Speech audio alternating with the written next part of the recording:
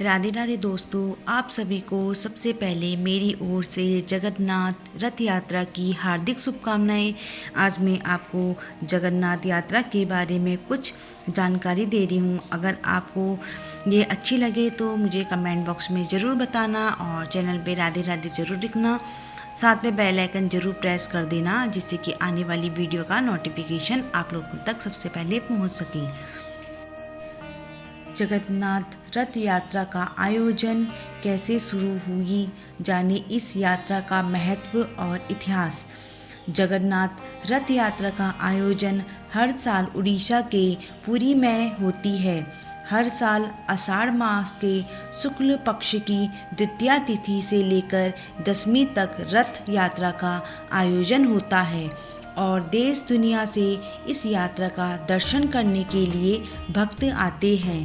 रथ यात्रा में हर साल 3 रथ शामिल किए जाते हैं, जिसमें से एक रथ भगवान जगन्नाथ, एक बलराम जी का और एक बहन सुभद्रा का होता है। आइए इस रथ यात्रा के महत्व और इतिहास के बारे में आपको विस्तार से बताती हूँ।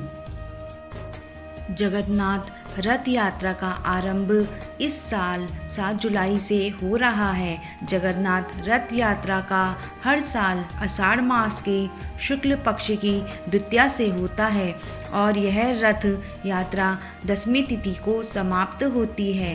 भगवान श्री कृष्ण के अवतार माने जाने वाले भगवान जगन्नाथ अपने बड़े भाई बलराम और अपनी बहन सुभद्रा के साथ हर साल उड़ीसा के पुरी शहर में रथ की सवारी करने निकलते हैं और इस यात्रा को दुनिया भर में रथ यात्रा के नाम से जाना जाता है।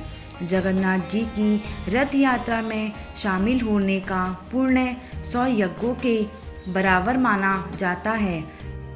जानकर बताते हैं कि रथ यात्रा की तैयारी अक्षय तृतीया के दिन से श्री कृष्ण, बलराम और सुभद्रा के रथों के निर्माण के साथ ही शुरू हो जाती है। यह पुरी में भगवान जगन्नाथ का 800 साल पुराना मंदिर है और यहाँ भगवान श्री कृष्ण जगन्नाथ के रूप में विराजते हैं। आइए आपको बताते हैं एक ऐतिहासिक रथ यात्रा की शुरुआत कैसे हुई और साथ ही यह तीनों रथों से जुड़ी खास बातों के बारे में। कैसे शुरू हुई जगन्नाथ रथ यात्रा। धार्मिक मान्यता के अनुसार एक बार बहन सुभद्रा ने अपने भाइयों कृष्ण और बलराम जी से नगर को देखने की इच्छा प्रकट की।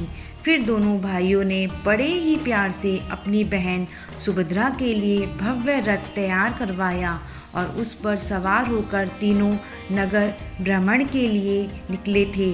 रास्ते में तीनों अपनी मौसी के घर गुड़ीचा भी गए और यहाँ पर 7 दिन तक रुके और उसके बाद नगर यात्रा को पूरा करके वापस पुरी लौटे।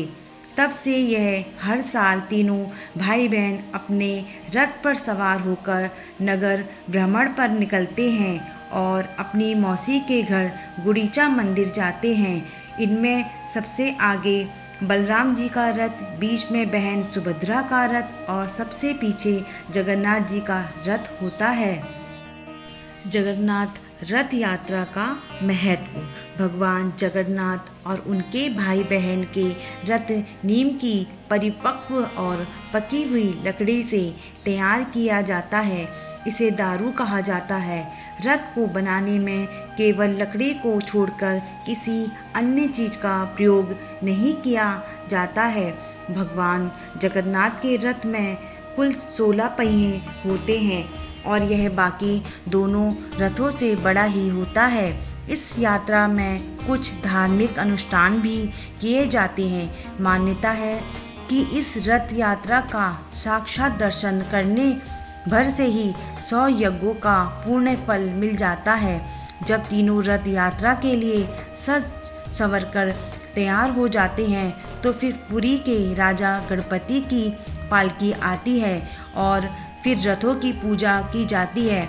उसके बाद सोने की झाड़ू से रथ मंडप और रथ यात्रा के रास्ते को साफ किया जाता है।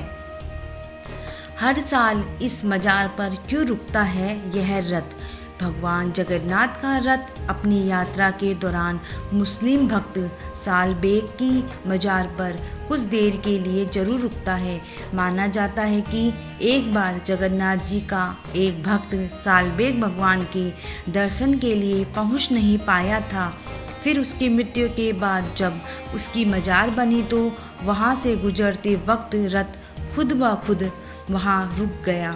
फिर उसकी आत्मा के लिए शांति प्रार्थना की गई तो उसके बाद रथ आगे बढ़ पाया। तब से यह हर साल रथ यात्रा के दौरान रास्ते में पड़ने वाली सालबेग की मजार पर जगन्नाथ जी का रथ जरूर रुकता है। अगर आपको जगन्नाथ यात्रा की थोड़ी सी भी ये जानकारी अच्छी लगे तो मुझे कमेंट बॉक्स में ज़रूर बताना, और मेरे चैनल पे जो भी पहली बार आएगा चैनल को ज़रूर सब्सक्राइब करना, और साथ में तो बेल आइकन ज़रूर प्रेस कर देना, जिससे कि आने वाली वीडियो का नोटिफिकेशन आप लोगों तक सबसे पहले पहुंच सके। इसी के साथ आज की वीडियो भी एंड करते हैं। तो कमेंट बॉक्स में राधे राधे ज़रूर लिखना।